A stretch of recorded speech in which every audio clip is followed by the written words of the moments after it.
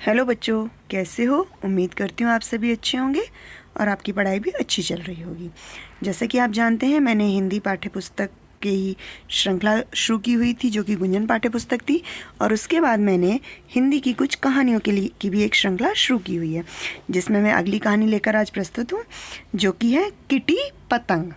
Kitty पतंग नाम सुनकर आपको थोड़ा अजीब लग रहा होगा, पर कहानी बहुत मज़ेदार है, तो मैं उम्मीद करती हूँ कि आप सभी इसे ध्यान से सुनेंगे। किटी पतंग का मतलब ये कोई पतंग है जिसका नाम शायद किटी होगा। चलिए देखते हैं क्या है ये कहानी।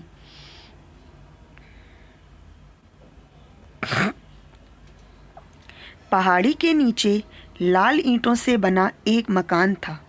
वहाँ पर मंजू और संजय अपने माता पिता के साथ रहते थे।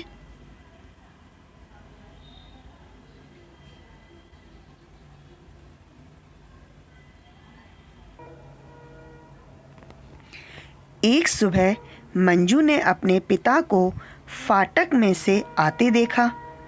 उन्होंने बगल में एक बड़ी और चमकीली पीली, हरी और नारंगी पतंग दबा रखी थी। उसकी दुम हवा में लहरा रही थी। यह बड़ी सुंदर पतंग थी। मंजू जितनी भी बड़ी होगी, यानी जितनी बड़ी मंजू थी उतनी बड़ी पतंग थी।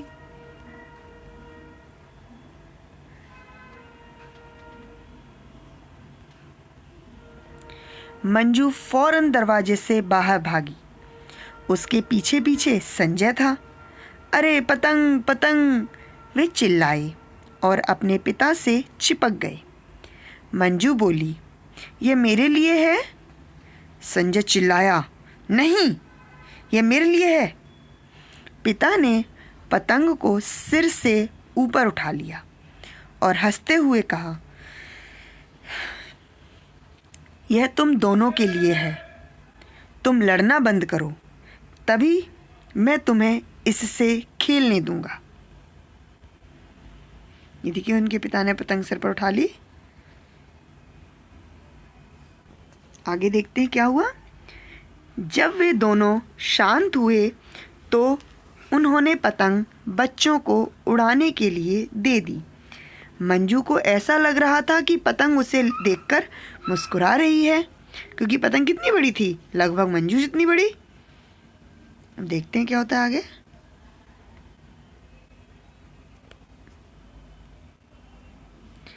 संजय, डोर लाओ, जल्दी करो, उसने कहा। उस सुनहरी सुबह का एक क्षण भी वे नहीं गंवाना चाहते थे। वे भागते भागते गए और पहाड़ी के ऊपर पहुंचकर रुक गए।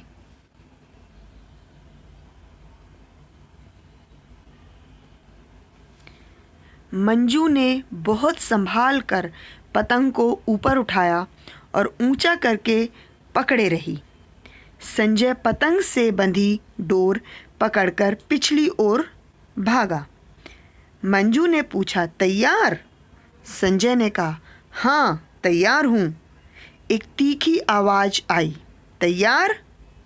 किटी पतंग हूँ मैं, फूल जैसी हल्की हूँ मैं, उड़ना अच्छा लगता है मुझे, चलो चलो कोशिश करो। ओह, ये पतंग बोलती है, मंजू ने चकित हो कहा, और उसने कूद कर पतंग हवा में छोड़ दी। देखते अब क्या हुआ पतंग को। किटी पतंग हवा में उड़ने लगी, कूदती, फांदती, उछलती, मुड़ती, थिरकती, फिरकती, झूलती, डोलती पतंग जा रही थी। नीले आकाश में मंडराती किटी बहुत सुंदर लग रही थी। ये देखो कितनी ऊंची उड़ी हुई है।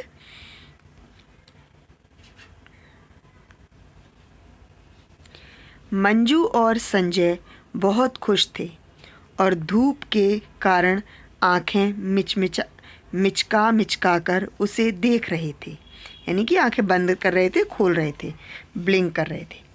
किटी ऊपर और ऊपर उड़ती गई।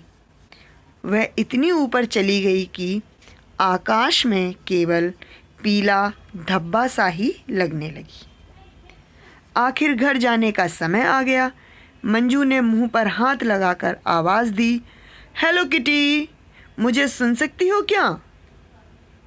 अब हम तुम्हें नीचे उतारेंगे। आकाश की ऊंचाई से किटी की घंटी जैसी हंसी सुनाई दी।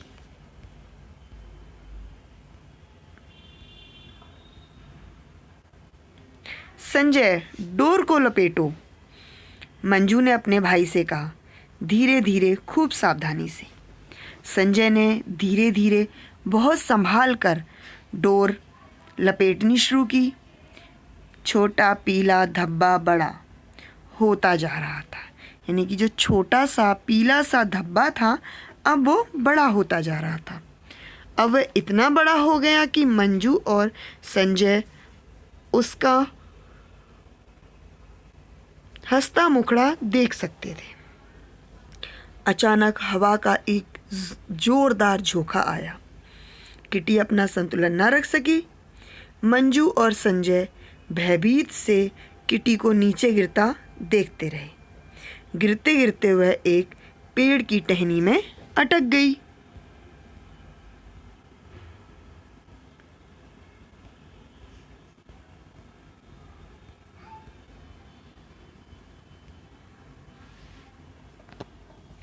वे चिल्लाते हुए भागे भागे पेड़ तक पहुंचे। वे चिल्लाते हुए भागे भागे पेड़ तक पहुंचे। किटी, किटी, तुम्हें चोट तो नहीं लगी? उन्होंने पेड़ की ऊपरी टहनियों से एक धीमी सी आवाज़ सुनी, मुझे यहाँ से उतार लो, कहीं मैं डालियों में फंस कर फट ना जाऊं। मंजू और संजय चिल्लाए, हम अभी आते हैं, हम अभी उतारते हैं। लेकिन कैसे? मैं पेड़ पर चढ़ती हूँ, मंजू संजय से बोली। मैं पतंग छुड़ाकर तुम्हें पकड़ा दूंगी। कोशिश कर रहे हैं वो लोग पतंग छुड़ाने की। उसने अपने जूते उतारे और पेड़ पर चढ़ने लगी। मंजू को पेड़ों पर चढ़ना बहुत पसंद था, लेकिन उस पेड़ पर चढ़ना आसान नहीं था। तना मोटा और चिकना था। टहनियाँ आकाश को छू रही थीं। किटी बिल्कुल फुगनी पर अटकी हुई थी, लेकिन मंजू किटी को बचाने के लिए पूरे जोर शोर से तैयार थी। उसने तने को अपने बाजू से घेर कर पकड़ लिया और पैर की उंगलियां तने में गड़ाते हुए ऊपर चढ़ने लगी। उसके पैर अक्सर फिसल जाते, हाथों को चोट लगती, लेकिन मंजू दृढ़ता से चढ़ती रही। अब वह पहली डाल पर पहुंच गई थी। मंजू ने ऊपर देखा तो उसे किटी का आंसुओं से भींगा चेहरा पत्तों में से झांकता दिखाई दिया। उसने हाथ फैलाया, मगर किटी की नारंगी दुम तक को ना छू सकी। उसने कोशिश तो की उतारने की, पर नहीं उतार पाई। देखते हैं फिर उसने क्या किया।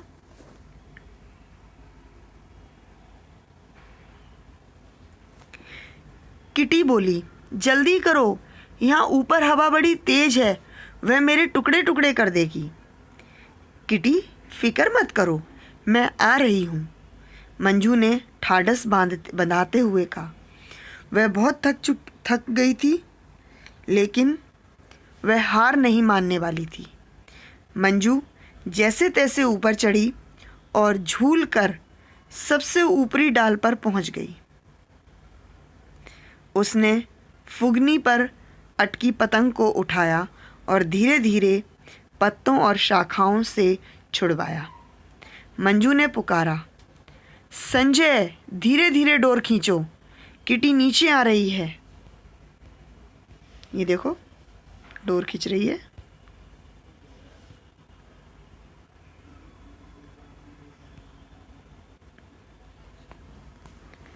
संजय ने डोर खींची और मंजू ने पतंग छोड़ दी।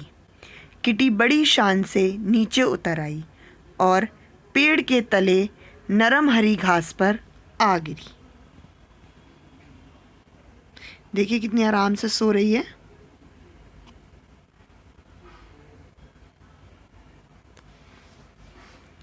किटी मंजू और संजय से बोली,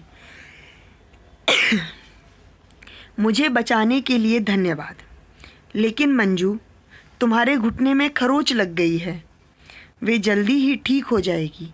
मंजू ने घुटने साफ करते हुए कहा। तुम्हें कैसा लग रहा है किटी?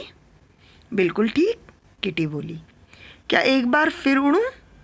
मैं देखना चाहती हूँ कि मैं उड़ सकती हूँ या नहीं। मंजू और संजय खुशी खुशी किटी को फिर से उड़ते और आकाश में मंडराते देखते हैं। कूदती, फांदती, ऐंठती, मुड़ती, थिरकती, फिरकती, झूलती, डोलती पतंग मंडरा रही थी। किटी ऊपर और ऊपर चली गई। अब वह आकाश में केवल एक पीला सा धब्बा ही लग रही थी। किटी बहुत सुंदर थी। तो यानी कि पता चल गया कि आपको कि किटी कौन थी। किटी एक पतंग का नाम था जिसे बच्चों के पिताजी लाए थे और बच्चों ने उसे उड़ाया था। उम्मीद करती हूँ आपको ये स्टोरी अच्छी लगी होगी। अगर आपको अच्छी लगी है कहानी तो इसे लाइक कीजिए, शेयर कीजिए और इस चैनल को सब्सक्राइब कीजिए। धन्यवाद।